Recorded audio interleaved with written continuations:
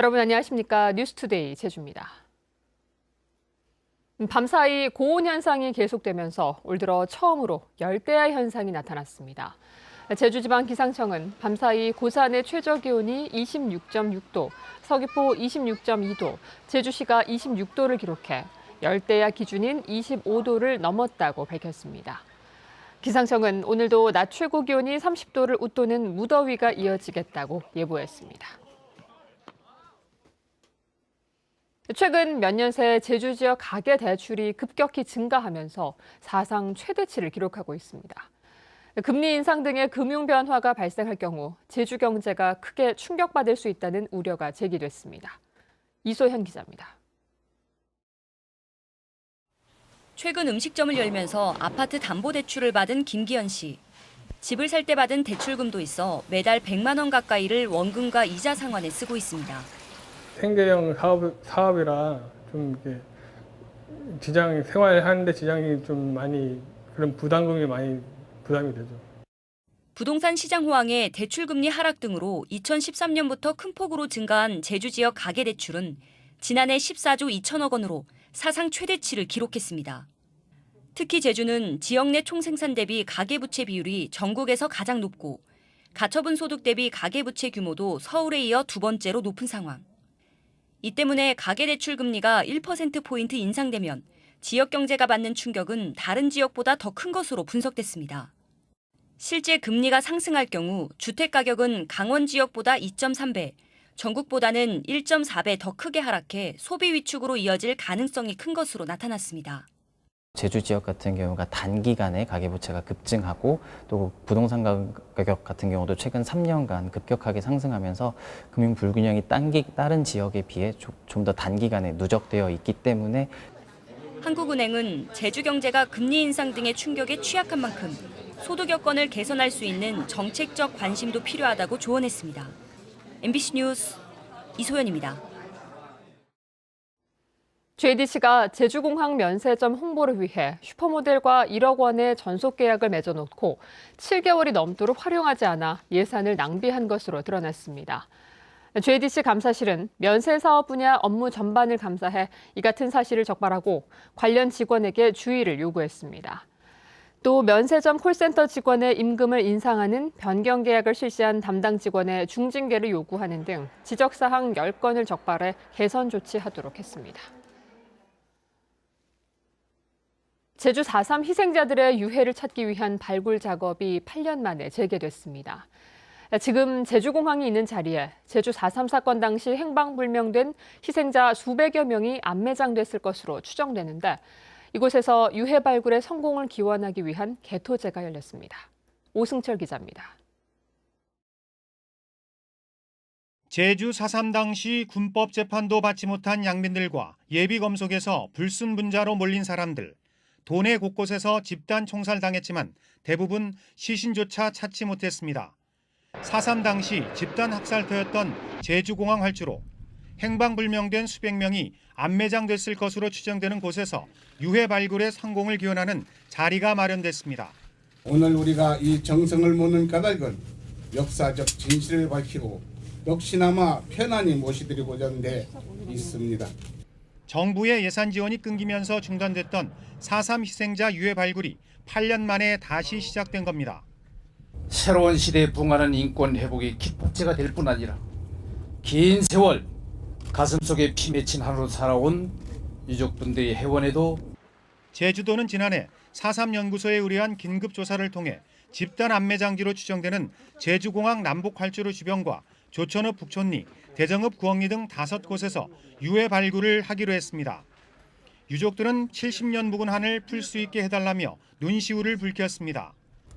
나 때문에 희생당했지. 나 아니면은 오빠들 둘이 죽을 필요가 없잖아요. 나 때문에 그런 거야. 그래서 내가 그것 때문에 그러지. 이번 유해 발굴은 오는 11월 마무리되는데 기존에 발굴된 시신 279구에 대한 새로운 방식의 유전자 감식도 함께 진행됩니다. 2006년부터 2010년까지 발굴된 유해는 모두 400구. 이 가운데 신원이 확인된 92구는 가족에게 인계됐습니다. MBC 뉴스 오승철입니다. 원희룡 지사가 도의회에 행정시장 추천을 요청했지만 무산됐습니다. 원 지사는 기자간담회를 열어 도의회가 행정시장 인사 추천에 대해 현재 공모제나 인사청문 취지와 충돌할 문제가 있다며 공식 추천은 어렵다는 입장을 전해왔다고 밝혔습니다.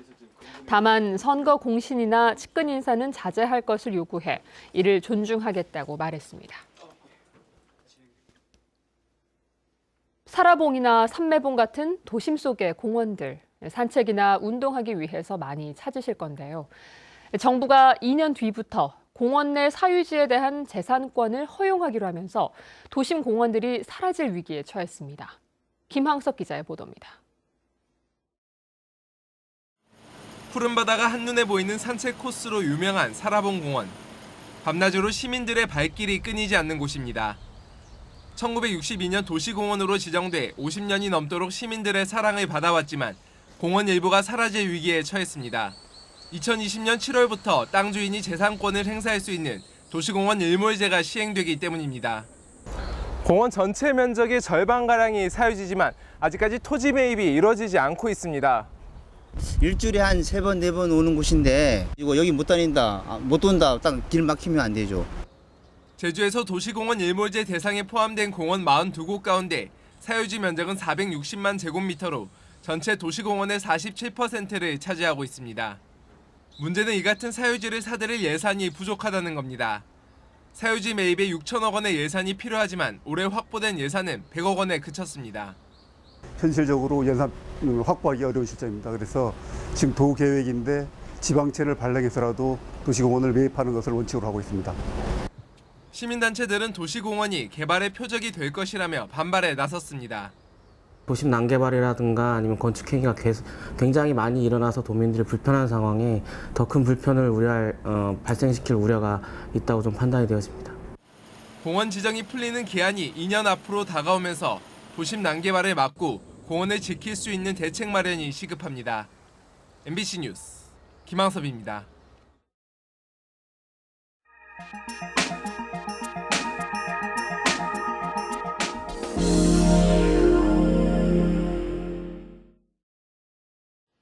마을 벽화를 직접 그리기 위해 화가에게 미술 수업을 받는 시골 마을 노인들이 있습니다. 노인들은 예술 체험으로 삶의 활력을 얻고 예술가들은 시골의 문화예술의 풍요로움을 전달하는 보람을 느끼고 있다고 합니다. 여수 MBC 박광수 기자가 보도합니다. 마을회관 방에 모여 앉은 할머니들이 각자 펼친 도화지에 진지하게 그림을 그려나갑니다. 오늘의 수업 목표는 사랑하는 인물 그리기. 한 명 한 명의 화가의 세심한 지도가 이루어집니다. 찍찍 그리지 말고 선을 다 마무리를 지어야 돼요. 생전 처음으로 수업을 받아본 할머니들은 그림 그리는 설레임과 재미에 푹 빠져든 모습입니다. 아 진짜 새롭고요. 옛날 그 젊었을 때 그 동심으로 돌아간 것 같네. 그림 수업이 진행될 기간은 앞으로 석 달. 마을 주민들의 목표는 그림을 배운 뒤 마을의 담벼락을 자신들의 그림으로 채워넣는 것입니다. 이 기간 동안 마을에서는 작품 감상 강의가 곁들여진 이동하는 전시관도 함께 진행됩니다. 자기 그림을 만들어낼 수 있고 담벼락에 있는 자기 그림을 볼 수 있고 얼마나 행복하시겠습니까? 순천시의 마을 공동체 살리기 사업의 하나로 지난주 시작돼 오는 9월 말까지 이어질 마을회관 미술 수업. 고령화된 시골 마을을 예술 체험으로 풍요롭게 하는 새로운 농촌 복지의 모델을 제시하고 있습니다. MBC 뉴스 박광수입니다. 일선 학교가 오는 19일부터 여름방학에 들어갑니다. 제주도 교육청에 따르면 남주중학교가 오는 19일 여름방학에 들어가는 등 도내 초중고 특수학교가 16일에서 길게는 51일 동안 여름방학을 실시합니다. 한편 방학 기간이 가장 짧은 학교는 애월고이며 법환초와 안덕초는 여름방학 기간이 가장 깁니다.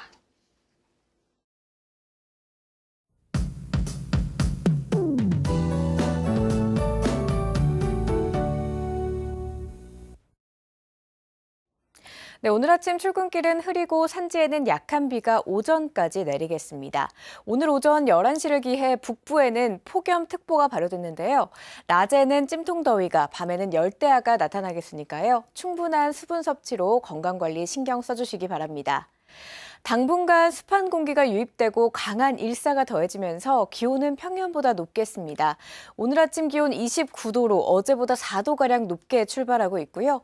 낮 기온 34도까지 올라 무더운 날씨가 되겠습니다. 다음은 자세한 지역별 날씨입니다. 북부 지역 오늘 오전 11시를 기해 폭염특보가 발효된 가운데 아침 기온 애월과 조천이 25도, 제주가 29도로 출발하고 있습니다.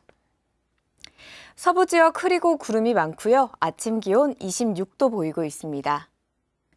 남부 지역은 25도에서 26도로 출발해서 낮 기온 서귀포 30도까지 오르겠습니다. 동부 지역의 기온은 어제와 비슷할 것으로 전망됩니다. 산간 지역에는 오전까지 약한 비가 내리겠으니 교통안전에 주의하셔야겠습니다. 도서 지역 오늘 아침 기온 23도에서 26도 보이고 있고요. 낮 기온 28도까지 오르겠습니다. 현재 8호 태풍 마리아의 간접 영향으로 제주도 전해상에는 풍랑주의보가 발효 중인 가운데 물결도 최고 5m까지 매우 높게 일겠으니까요.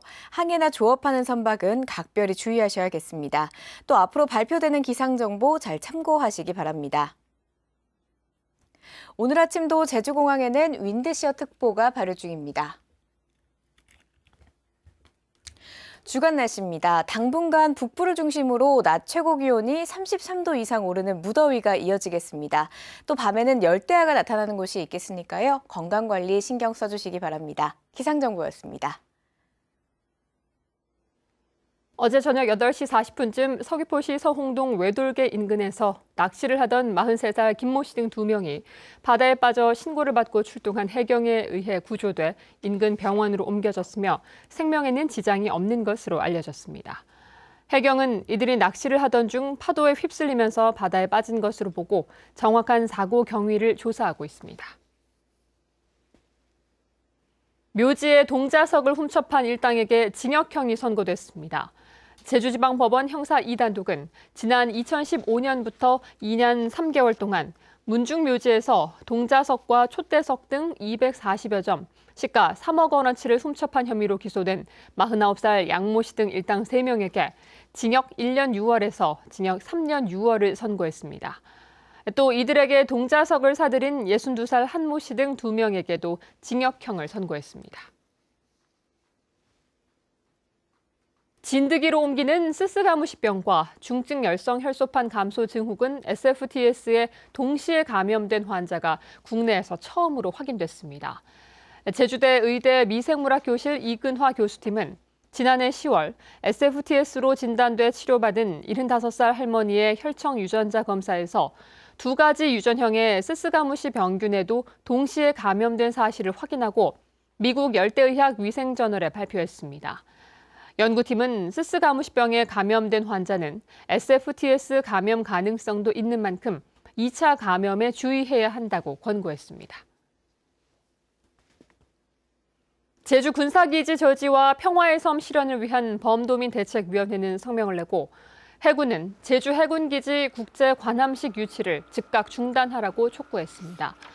범대위는 해군이 강정마을의 반대 입장에도 제주 해군기지에서 국제 관함식 개최를 강행하고 있다며 이는 해군과 주민 사이의 갈등을 조장하고 국가폭력으로 고통받은 주민들에게 다시 폭력을 가하는 것이라고 주장했습니다.